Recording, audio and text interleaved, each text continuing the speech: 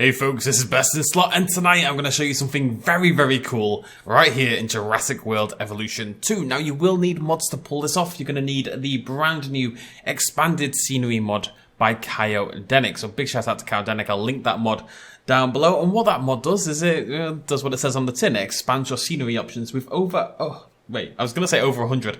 607 new placeable plant options, something we've needed for a while.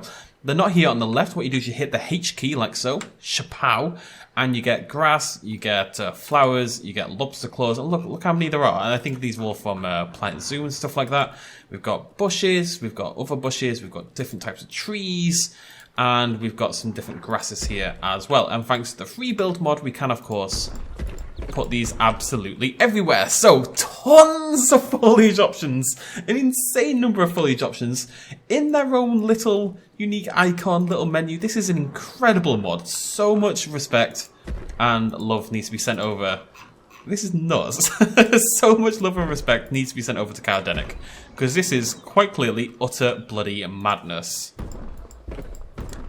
And it's going to revolutionize my park building.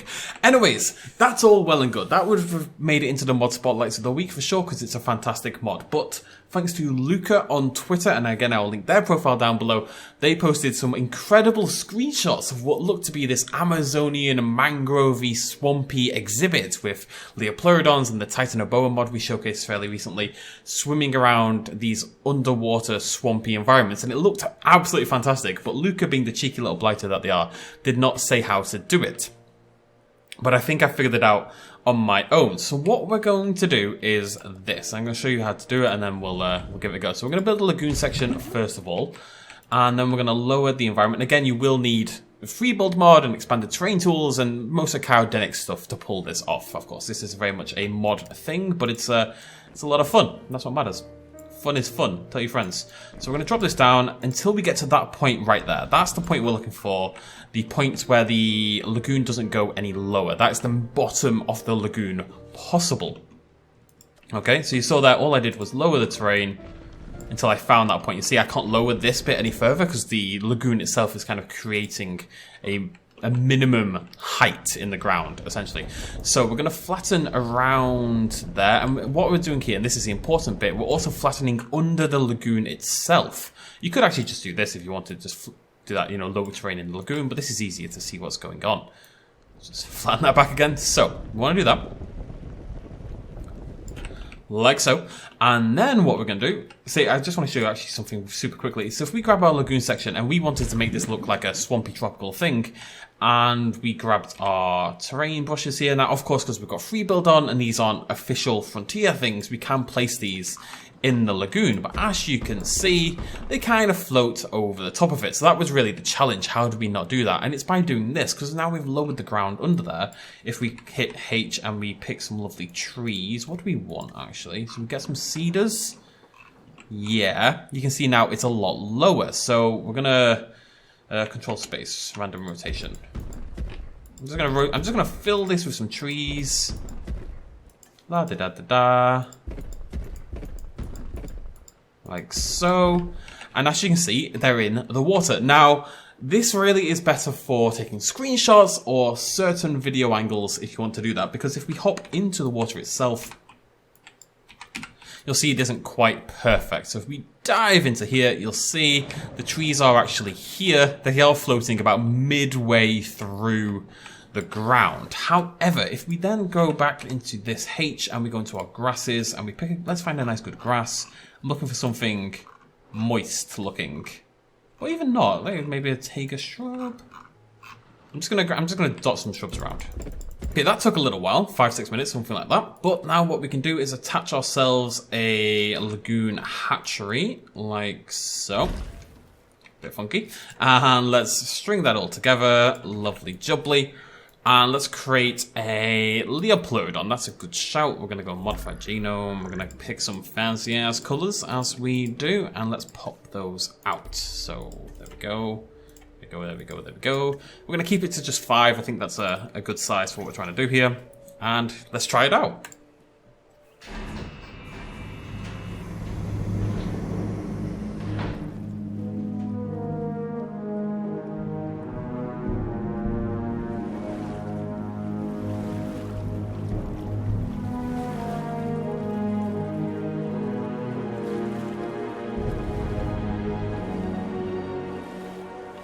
So, as I say, you'd have to keep what you'd have to do essentially is keep the camera angle to a certain height where you can't see stuff on the bottom. It's quite difficult to do. I think we want to be down here somewhere. We want to be like this. And when you do that, it looks pretty cool. Okay, I think we might need some more. What I really want to do is cover the entire thing in grass. It's going to take a very, very long time, but I think this elephant grass has a really cool effect. And what you basically do is you want to cover the entire floor of this lagoon in this elephant grass, or in any grass really, so that you can't see the gap underneath. And sure, every now and again you'll have Leoplodons kind of that looks so good though. Occasionally you'll have Leoplodons diving underwater, like diving into the earth and stuff like that, but generally speaking I think it's really, really cool. Okay, I've covered it with a fairly insane amount of this. I'll show you the one I've been using. If you go down to the third tier, go down a little bit lower, Aquatic Hydrilla 3. Again, this is from Planet Zoo. It is an aquatic plant, so it's really well suited to this kind of thing. You can also add some temple grass, and that's about it. So, let's give this one more college try. The reason this is, I actually quite like that on the surface. I think that's pretty cool. And actually what you could maybe do is raise this all the way around the outside so that it looks a little bit more like that when you're in there. Is that crazy? Let me just do that. There we go. So let's head inside. First of all, let's just see it from the surface. I think it's pretty cool. You could hide the lagoon itself entirely. You would not have to see any of these walls. You would just need to place the bushes in the right place and probably raise the outskirts so that it covers it. That's already pretty sweet looking though. I quite like that. And if we go down here, you see these ones are near the edge. That's why they've been raised up. Hello. But if you just sit here and you get it in the right angle,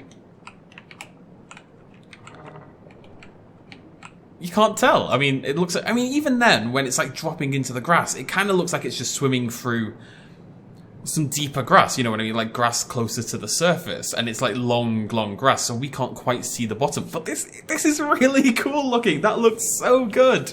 I'm actually super surprised how well this looks. Big, big shout out to, oh man, that's so awesome.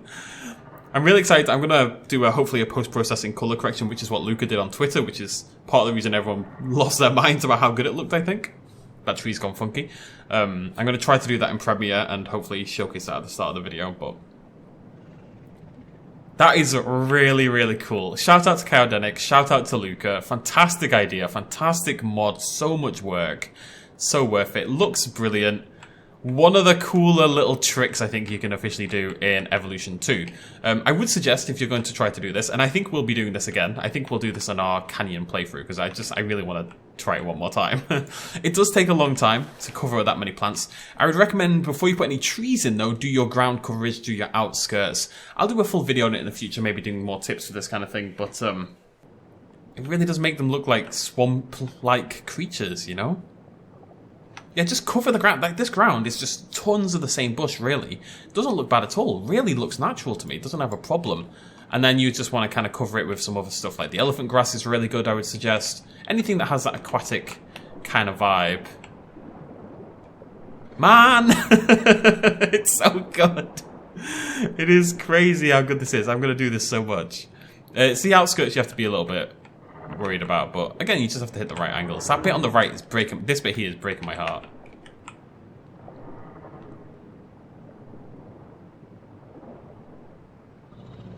Man! Right, I'm gonna end it there, because I could talk about this for hours. Really cool. Again, huge shout out to both Kaiodenic and Lucca. Both very worth a follow and lots of love and all that kind of jazz.